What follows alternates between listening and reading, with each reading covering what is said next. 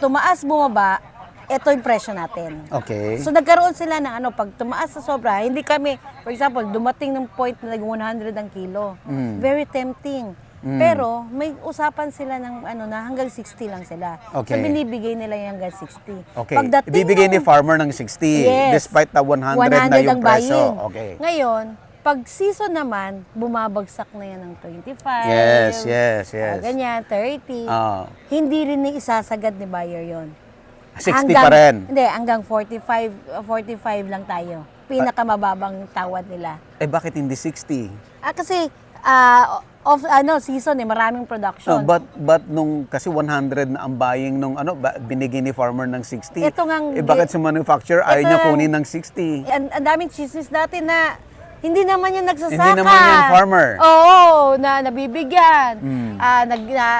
Nabigyan ng seeds, yung hindi naman nagpapalay. O, yung fertilizer ng mangga napunta sa vegetable. So, kailangan kasi ma-identify natin sino itong mga binibigyan natin, mga beneficiaries. Yeah, but once and for all, dapat si Department of Agriculture dapat mabilis na ayusin Yes. yan. Inumpisa lang yung programa na nakikinig sa farmers. So sabi niya, siya mismo nagsabi, na dati bumababa lang yung order Okay. at kung minsan hindi yun kailangan ng farmer. At least inumpisa na nila yung matagal na dapat nilang ginawa, sir. Tama. So kung tuloy-tuloy yun, Okay. maganda yun, nakikinig na sila kung ano yung Okay. actual na kailangan ng farmers. So ayun yung sa technical side, and maganda sa gobyerno siguro tutulong sa pagmamarket ng natin. Na I think hindi lang sa pagmamangga ang challenge ng market. Yes. So all other Crops, mga commodities. na pagdating ng harvest season at sabay-sabay naman lahat 'yan, biglang bumabagsak. Yeah. Si farmer wala nagagawa. Yes. Ito naman ang DA, i-share din sa mga farmers. So mukhang may move din ngayon ang gobyerno. Okay. To that kind, dahil imbes na nagre-reinvent the wheel tayo, mag-umpisa kayo ng research. Mas faster, you just copy.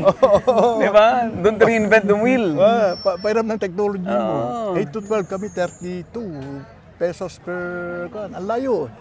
So, kaya yung export market natin na we were the kings before, wala na. Gusto mo bang matuto ng agribusiness, crops, livestock and poultry, aquaculture, at ma-inspire sa mga success stories? Agribusiness, how it works! As a YouTube channel, Agribusiness features entrepreneurs, farmers, organizations, OFWs, investors. However, beyond our usual content and official endorsements, Agribusiness does not engage in other business dealings with them. While our viewers and featured individuals and entities may choose to pursue business deals with each other on their own, we encourage them to be cautious in doing so. Okay, so kasama natin si Ma'am Rhoda Galos. Alam nyo, sa totoo lang pag wala si Ma'am Rhoda, walang Mango Congress. Wow! Sobra ang dedication ni Ma'am Rhoda sa industry. Yes. Sobra yung pagmamahal mo, Ma'am. Wala tayong choice. Talaga po, kailangan Yeah, unang nagkakilala tayo way back. Ilang 2000, taon na yan? Matagal na, no? Medyo, Oo. At fourth. Oo, tandang-tanda ko yung interview na yon. Walang cut, dire-diretso. Yes, walang walang filter. Walang filter, dire-diretso rin in area yun. Yes. Okay, Ma'am Rhoda, bakit tayo nandito sa Ilocos Sur ngayon? Nandito tayo ngayon, sir, para i-celebrate ang ating 6th Luzon Mango Congress. Mango Congress, oo. At ito yung dinaluhan. Actually, ito sinasabi natin Luzon Mango Congress. Pero ang kasama natin dito sa celebration na ito, mula Luzon, Visayas, Mindanao. Well represented. No? Yes, kasi nag-share. For example, kahapon, nag-share ang Gimaras, anong situation nila, nag-share ang Mindanao, na para pwedeng gayahin ng ating mga magmamangga sa Luzon, or pwede rin silang maging inspirasyon din nila ang Luzon. Yeah, and maganda rin dun sa discussion na yan kasi na-discuss yung mga problems no, ng mga Yes. mango growers and Nagkaroon, contractors. yes, nagkaroon ng open forum at saka issues, concern, sharing ang ating mga buyers, mga exporters, okay. and then ang ating mga producer. Kasi yun ang pinaka-importante ngayon. Dahil nga, sabi nga natin dapat nung mag-meet, nakaraan, no? yes, sabi nga nung nakaraan natin, market is the biggest, struggle ng ating mga magmamangga. Lalo na ngayon, ang daming nangyayari na naman sa atin. Parang may pag-asa pa bang kasi mababa na nga yung presyo, tapos nagkaroon pa ng Yung malalakas na bagyo. So, hindi lang bagyo. Ngayon, may nangyayari sa Yung mga gera-gera, Yes, ganyan. mga gera-gera. Affected din tayo. of course, natataas ang cost na naman.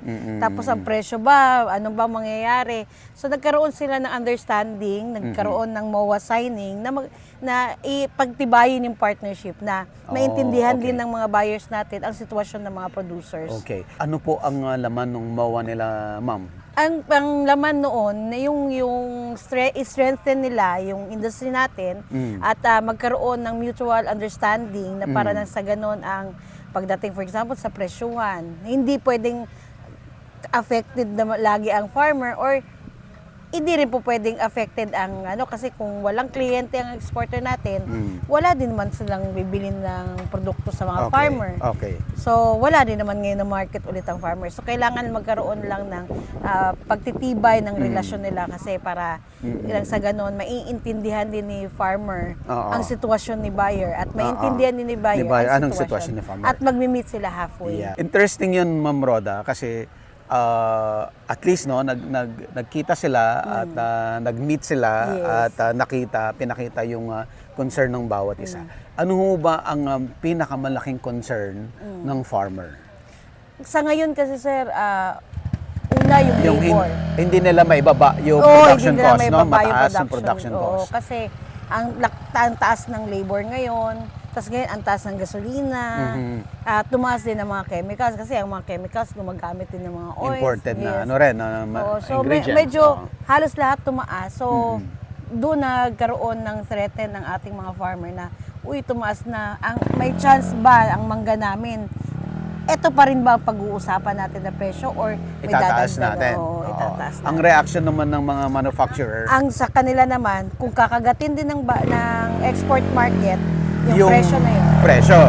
Kasi kung mataas nakuha yung mangga, tataas din yung presyo nila. Oo. So may bibili ba? Yun ang sinasabi nila. Tinatanong din naman, kung may bibili. Oo. Kung may bibili, okay. Kung wala, yun ang problema natin. Kailangan saan tayo mag-a-adjust? Oo.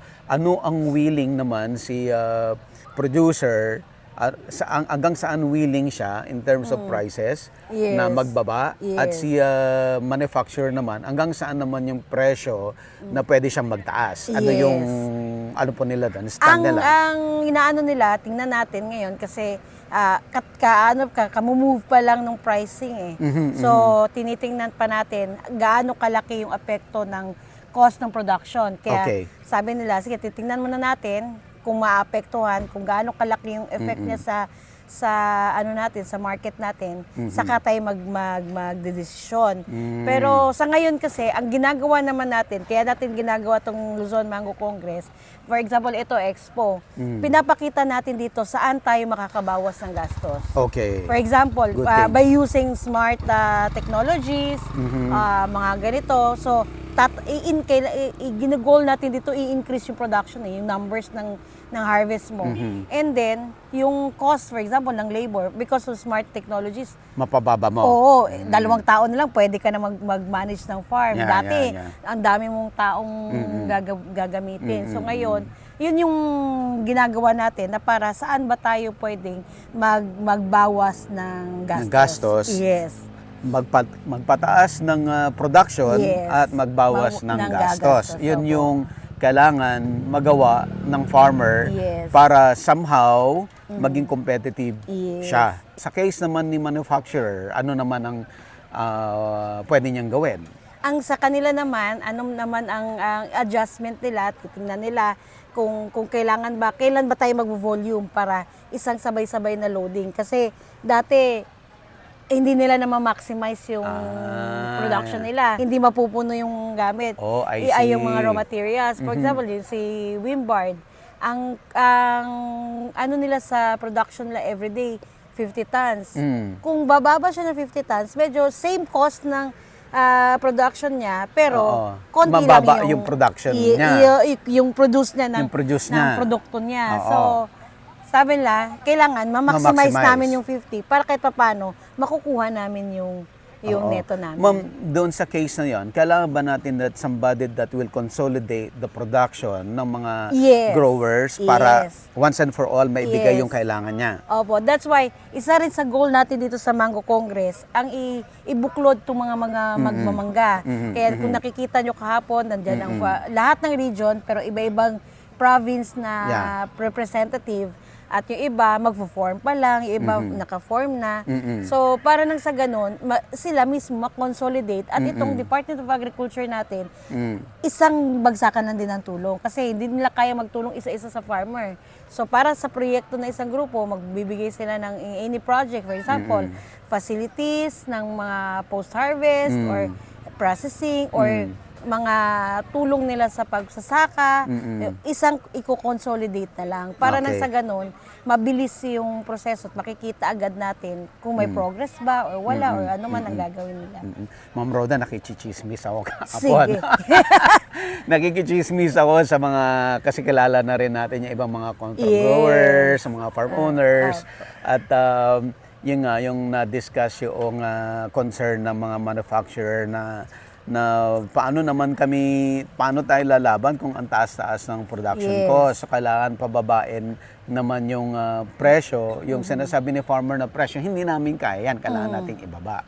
Ngayon, ang reaction naman kasama natin, sabi nila, kasi ang problem, kung mababa na nga ang presyo, gusto nila mas mababa pa.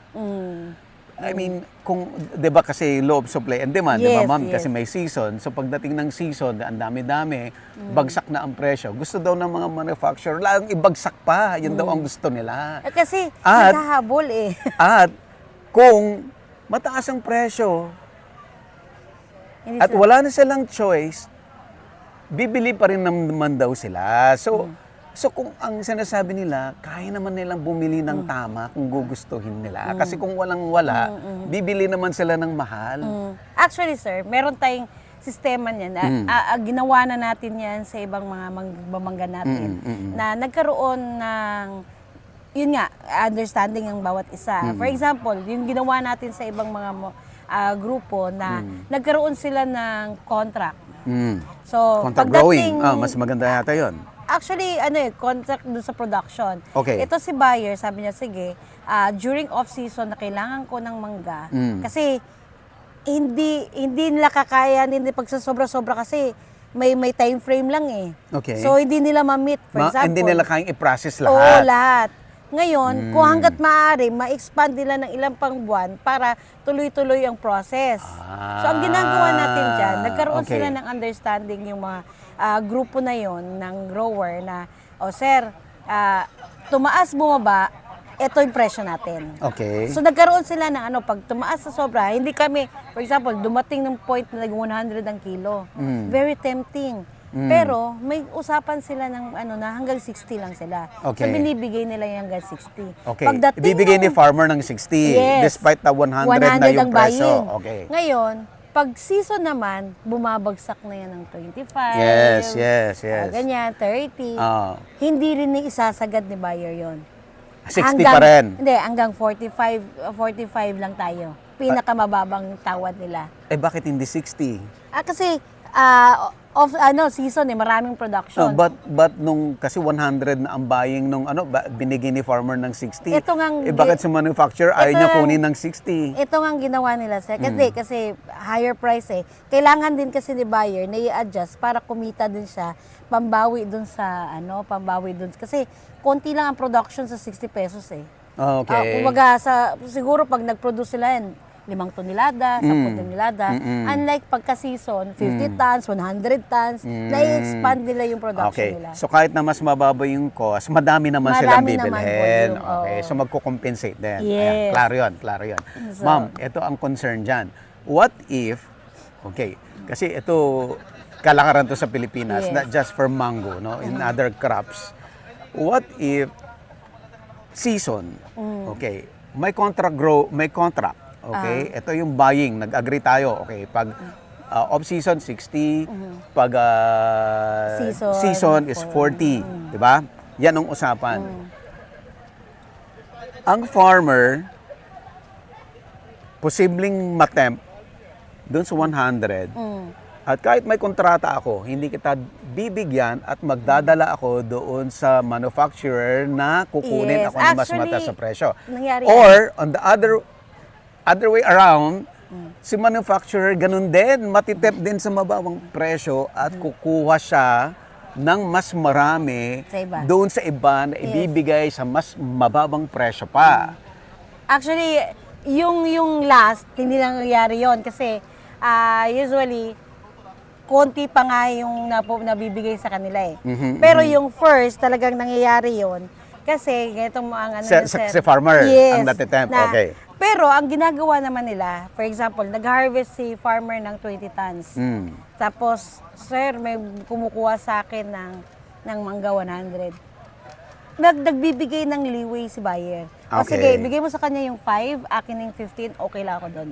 Okay. So nagkaroon sila ng ganyan kasi relasyon na eh, may Oo, relasyon tama. na sila. Tama, So yun tama. ang kasi yun ang tinuturo din natin ngayon sa industry natin, yung mag-build ng relationship. Kasi alam din naman ni buyer eh, na kailangan mo rin naman yan. So, kung makakatulong sa'yo, bigyan mo sila. Ito sa amin, walang problema. Or Yeah. 50-50 man ang ibibigay mo, okay lang as long as bibigyan mo pa rin kami. Yes. So, Tama ang yan. Maganda yan. Maganda po nagiging- yan. Oo. Kaya yung ginawa natin kahapon, pinapa-strengthen natin yung relationship nila nang sa ganun. Kasi dumating na tayo sa point na mga sinasabi nila, naku, sila lang yung mayaman. Pero hindi rin nila kasi naintindihan anong sitwasyon ni buyer. Okay. Kasi akala mayaman agad eh. Pero pagka kasi sila nagkulang sa commitment nila, ang laki-laki din ng fine nila.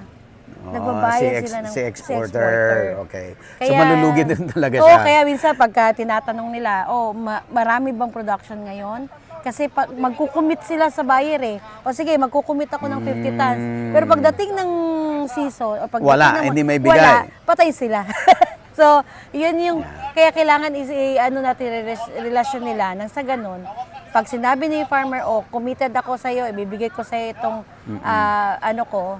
yung production kong ito, ibibigay ko sa'yo.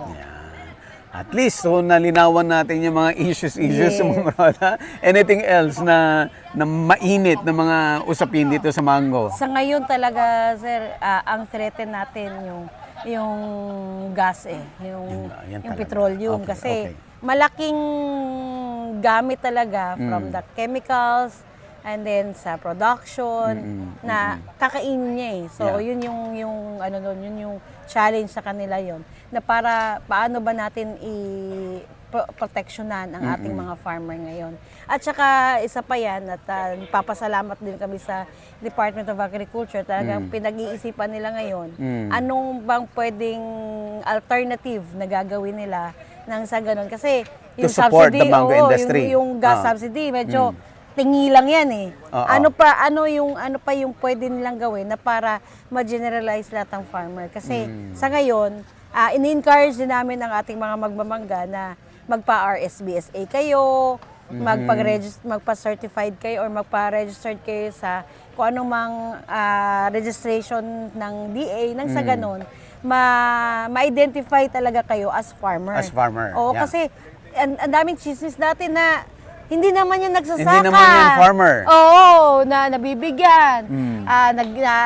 Nabigyan ng ng seeds, yung hindi naman nagpapalay o yung fertilizer ng mangga napunta sa vegetable. So, kailangan kasi ma-identify natin sino itong mga binibigyan natin, mga beneficiaries. Yeah, but once and for all, dapat si Department of Agriculture dapat mabilis na ayusin yan. Adi, yun nga, sabi ko sa'yo, kailangan pare-pareho kasi tayo magtutulungan. Kasi ang empleyado ng DA, isang ahensya lang. Pero ang magsasaka natin, milyon eh. So, hindi nila lahat mako-cover. Kaya kailangan, ang gagawin natin, lumapit po tayo, tingnan natin, at makipagtulungan. So, sa farmer, magpa-register, gawin yung role ninyo para ma-accredit kayo. Si DA naman, bilisan naman, aksyonan, para hindi nakakakuha yung hindi dapat. Totoo yan. At yung dapat makakuha talaga. So, dapat ganon, magtulungan ho tayo. Wag natin silang antayin, wag natin silang hayaan na kung sino lang yung dadaanan lang, lumapit po tayo at kilos tayo, tulungan tayo kung anong pwede pang gawin natin sa ating, hindi lang sa mango industry, sa lahat ng commodity. Ng Pilipinas. Yes. Ma'am Rhoda. At saka sir, ay idadagdag ko lang actually, parang chance natin to mga Filipino na tayo yung food producer. Yeah. Sa nangyayari ngayon, kulang ang pagkain. Wala, especially doon sa mga affected areas sa gera, wala silang source of food. So tayo ang magiging source. Kung benta nila ng mahal sa atin ng gasolina, benta rin nating mahal sa kanila ang produktong agrikultura natin. Dapat gano'n, makabawi lang. Yun lang. Ayan, si Ma'am Rhoda, sobrang impressed ako sa kanya kasi despite of, ma'am, diba? Yes. May mga karamdaman si Ma'am Rhoda, pero kita mo naman, parang wala, parang active na active. Siyempre, nai-inspired ako na ikaw nga eh. Ayan, Ma'am Rhoda, thank you so much. Thank you so much, Sir Buddy. Thank you At for maraming always salamat. inviting us. Yes. Opo. Ay, hindi, karangalan po namin na nandito kayo sa amin ngayon para may palaganap natin yung mga status ng mango industry ng Pilipinas. Yes po. Ay. And hope na magkita tayo ulit nila Ma'am Rhoda din sa mga activities pa mangga. Tungkol sa mangga at sa inyong industry. Yes, Thank you so much, salamat, ma'am. sir. Okay. Fair naman tayo, no? Hindi naman tayo, no? Sir, interview kita.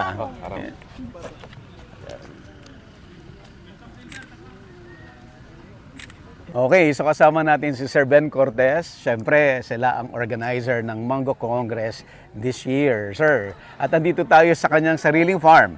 Yes, sir. Sir. Bell's Farm ang tawag na dito. Ayan. At dito yan sa Barangay San Sebastian. San Sebastian, San Vicente. San Vicente, Ilocos Sur. Alam mo na kung bakit mababait ang tao rito. Aha. Puro pangalan ng santo eh. Oh. Barangay, santo na. Santo na, bayan, santo Bayan, pa. santo. Okay, Sir Ben, kumusta po yung event? Okay naman. At medyo tuwan-tuwa ako dahil yung turnout ng mga kasama natin sa industriya. Full support ang full support sila mula dun sa Luzon organization natin, United Luzon. United Luzon. Congress. And then of course yung provincial group natin, yung tinatawag naming M6. O kaya Mango Stakeholders Association of Ilocos Sur. Okay. EMSA is ng M6. And of course yung mga sponsors natin dito na napagad na isamahan. Full support, sir. Yeah, sila. Full support. Kaya tuwa ako. And yung mga farmers natin na galing pa as far as Mindanao. Yung mga taga-Butuan pa. So, Zamboanga. So, ako'y nagpapasalamat sa full support ng industry natin. At Sir, nakarating sila ng Ilocos Sur. Yeah. Ano, sir, yung pinaka highlight ng event na masasabi natin na it's really yung kailangan talaga ng industry natin? Number one dito, ang ikon natin is yung isang problema kasi na gusto naming isolve dito is yung manpower cost ng pagpuproduce ng mangga. Sobrang mataas, sir, no? Sobrang taas na. Minsan wala ka pang makuha. Wala ka pang makuha. So Okay. inintroduce namin yung some technologies na hopefully makakatulong, like yung precision technology ng drone. Ng drone, ng agri-drone, Last year inupisan namin yung solar water pump na in some areas naka-drip irrigation na kami. So again, lahat to mga manpower saving strategies. So hopefully sa tulong mo, buddy, Mag-AI tayo. Anything na gusto nyong i-share sa audience natin as far as yung kayo as a farmer and kayo po yung president no ng dito sa ng Ilocos. Ilocos, and Ng then Ilocos, kahapon You were elected nag-election as vice president ng the buong organization na. As a United Luzon Mango Congress. Ay, Growers Mango and Stakeholders Association. Yeah. Of Luzon yon, sir. Okay. Yeah, Sir, ano po ang dahil kayo ay newly elected vice president? Okay, ano po yung mga plano? May mga plano na ba, sir? Well, ang isang napag-usapan namin kahapon, kagabi, para ma-strengthen yung grupo. Kasi alam natin lahat na ang daming challenges ngayon ng pagmamangga. Which is true, the experience namin dito, mula pagpapabulaklak, yung technical sa operations aspect, very challenging. Kung minsan nakikita mo, ang daming bulaklak ngayon. After 2 weeks, pag hindi mo na-control, wipe out yun. Okay. And lahat to ay napakamahal ang sistema ng pag-aalaga ng mangga. Ang mahal ng fertilizers, ang mahal ng insecticides. Again, papasok naman yung manpower issue. So at kung nalusot dito sa Ilocos sa area to, paborito pang daanan ng bagyo. So, kaya medyo... Ano pa rin, sir, naapektuhan ka ng mga huli-huling bagyo? Ito, kagaya to, nasa 30% lang yung lumusot. Dahil nung namumulaklak ng mangga dito, doon kami tinamaan ng malakas na yung bagyong uwan nung November 10. So, dati hindi naman ganito kaliit yung bunga, pero ngayon, kami namin ni Pare Carding, Mango King. Yes. I-proceed natin, and then ngayon sinusubukan namin isang technology na mag-second cropping. So nag-flowering juice kami. Yung iba yung dito na flowering juice, maganda yung dating na naman. So hopefully ma-contain namin yung mga peste naman na darating. Okay. Challenging. So ang second major challenge namin, yung sales and market. Okay. So pag sinuswerte ang isang nagmamangga at maraming harvest, dahil sa law of supply and demand, biglang babagsak yung presyo. To a point na hindi makaka-cover, nakaka-ROI yung mango farmer. 2 years ago naranasan namin yung tinatapon na lang yung harvest dahil mas mahal kung i-deliver mo pa sa Manila, processor, magta-tracking ka pa kung ano-ano. So, ito yung mga nakikita ng mga major decisions. And hopefully yung usap-usapan with Josek Yang kahapon, mukhang may positive na direction na pupuntahan. Hopefully. Sir, ano ang future ng mango industry? Maikwento ko yung nangyari sa Vietnam. Yung pinunta na sa Vietnam. Okay. Ay, by the way, magkasama kami ni Sir sa Vietnam. Nakita natin yung mga mangga nila doon. Okay, sir. So, nung ni-explain sa atin, yung Vietnamese government ay pinag-aralan nila kung saan yung pinaka magandang lugar ng mangga. So, dineclare nila na lahat to 10,000 hectares puro mangga. So, ang sumunod na ginawa ng gobyerno, full support sila. So, kung anong kailangan ng nagmamangga, ibigay lahat na sa technical hanggang marketing. So, very clear yung narinig ko doon na market-driven sila. Okay. So, ang major market nila is China. So, magkapit-bahay lang. Kaya na-develop yan with yung parang direksyon na binigyan ng gobyerno na lahat sumusunod. Kung anong kailangan ng farmers, binigay lahat. And at the same time, yung organization na ginawa na kada 100 hectares, nagtayo sila ng kooperatiba. So, yung isang pinunta natin ng kooperatiba doon, ang gaganda na lang, it started very small, pero ngayon, nakikita mo, nag-go-grow sila. Nag-grow sila. And I think they are now the best mango producing kwan dito sa Asia. Say, Tinalo na nila yung Thailand. okay. Tinalo na yung Thailand. So, yun yung kwan, yung hopefully, dun sa tanong mo, ma-introduce natin yung ganong concept. In a democratic country like us, medyo may challenge yan. may challenge yun. Sila kasi baba lang na taas, lahat sila susunod lahat gagawa. So, but I think that's a solution that we can adapt some of them. Yeah. Mag-improve. So, at pangalawa, yung ano yung maging ma-unify. Yung Ma-unify. Yan mango talaga, pan. sir, ano? Para hindi kanya-kanya. Para hindi kanya-kanya. Minsan sila naglalaban eh. Oo. So, yung market minsan pababaan yung presyo. Minsan may trade secret ako. Ganun. Yes, Pero yes. with a strong association, baka pwede nating maging ma-unify ng gusto at maging very strong. Tama yun, sir. Maganda yung sinabi mo na sana iwasan na yung masyadong trade secret, no? Kasi yung natutunan ko pa nung pumunta ako sa Taiwan naman, ang mga farmers, hindi sila masekreto. Kasi ang katwiran nila, hindi yan ang main na magpapalago sa'yo. At totoo yan. Ang sekreto pa rin yung tamang management mo, yung skill mo as a businessman. Yun pa rin talaga. Yung Totoo. technology, hindi yan dapat sinishare yan para lahat nalalaman. Tsaka hindi naman kayo magkakalaban ng mangyero. Kung kung malakas yung isa, malakas kayo. Pare-pares magbe-benefit. May power kayo. Yes. So, dito sa Ilocos Sur, hindi start namin introduction. Mas maayos dito sa Ilocos Maganda Sur, na yung sir. cooperation ngayon. So, yung dating mga mga secret secret, lumalabas na. Okay, sir. Last word po dun sa mga audience natin. Sa organizer. Sige, organizer muna and then sa mga audience po natin, ano pa yung word of encouragement sa mga tao na involved sa mangga or in other industries?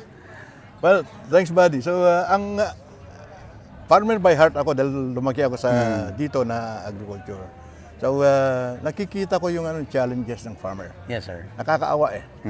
So, imbes na na pakyat ang buhay, na dito lang sa atin ang pahirap ng magsasaka. Yes. Ang number one doon is tradition din. Na ito yung sinabi ng lolo ko. Ito yung practice ng ginawa. Ba't ako kanyan? Pero kung titingnan mo, yung yung mindset na yun dapat mabago. So ito yung yung concept dito sa Bell's Farm. Yes, sir. Ginagawa natin parang demo ito yung kung ano nakikita mo rito. May DIY na solar diyan, na kuminsan gumagana, kuminsan hindi. May manok, may kambing, may tupa. To showcase yung sa agriculture na ito ang po pwede. Yes. So, yun ang gusto kong maitulong sa ating fellow farmers. Yes, sir. Locally. So, may nakikita na kami na kunyari R&D na ito pala yung effective sa area. Okay. Na effective dito pero sa iba hindi siguro effective. Medyo mag-adjust lang siguro sila konti, but at least may model sila natitignan. So ang pangalawa siguro is mag-adapt ng changes. So isa pang ang gobyerno naman natin may mga tulong lagi. Okay. So and hopefully yung yung kagaya rin ng sabi ni Yusek Yang kahapon na inumpisa na yung programa na nakikinig sa farmers. So sabi niya, siya mismo nagsabi na dati bumababa lang yung order. Okay. At kung minsan hindi yun kailangan ng farmer. At least inumpisa na nila yung matagal na dapat nilang ginawa, sir. Tama. So kung tuloy-tuloy yun. Okay. Maganda yun, nakikinig na sila kung ano yung actual na kailangan ng farmers. So, ayun yung sa technical side. And maganda sa gobyerno siguro tutulong sa pagmamarket ng natin. Na I think hindi lang sa pagmamangga ang challenge ng market. Yes. So, all other crops, mga commodities. napagdating ng ang harvest season at sabay-sabay naman lahat yan, biglang bumabagsak. Yeah. Eh si farmer wala nagagawa. Yes, yes po. So isa rin sa mga napakinggan namin kay Yusek yung kahapon, may centralized station Okay. na ipuput up sa FTI. Okay. So, bubuhayin nila yung FTI. Bubuhan yung FTI. Okay. Na napakagandang move yun. Oo. So, at kung ano yung support facilities, like dito, 400 kilometers away kami sa FTI, may support pa rin na dadalhin yung product. Yung product. So, yun po, yung tulungan ng gobyerno, a mindset for Farmers, our farmers. And of course, yung makasama natin sa yung mga agri suppliers. Ayaw kong sabihin na chemical supplier sila. Dahil chemical ngayon, parang iba yung Okay, dati, okay. agri suppliers. Na tuloy-tuloy na Collab din. tulungan sa atin. At yung kung may na-discover silang maganda, i-share na so, yun po yung may ko sa na message sa ating industry. At sana sir din yung mga research institutions natin, yung mga state universities kung may mga madidevelop sila ng mga technologies din na mai-share at magagamit ng mga farmers natin. Maganda rin sana. Napaganda yun ay kahapon nabanggit din ako na ipag-collaborate ngayon yung grupo ni Yusek Yang, yung UPLB. Pero mayroon siyang data na banggit kahapon. Sabi niya sa ating neighboring mango producing countries like Cambodia and Vietnam, ang production cost lang is 8 to 12 pesos lang. Grabe. Tayo sir, how much? It ranges from 25 to 35 pesos. So May pagdating harapan sa talaga. export market, we can never compete yung ganong Kalayo. Ang naging request ko, they are our friendly neighboring countries. Yes. Hindi naman lingid na nung panahon, yung mga Natulungan din natin farmers sila.